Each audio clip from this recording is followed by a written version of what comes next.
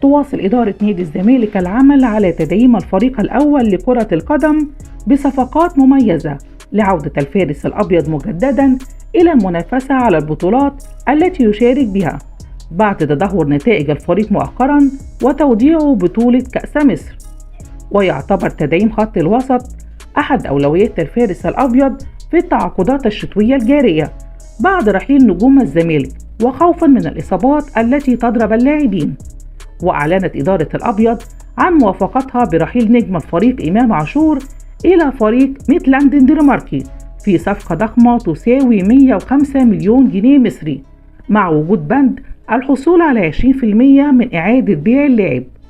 ودخلت إدارة القلعة البيضاء في مفاوضات مكثفة مع مسؤولي فريق الجيش الملكي المغربي للحصول على خدمات جوهرة خط الوسط الشاب رضا سليم قبل غلق باب الانتقالات الشتوية في يناير الجاري.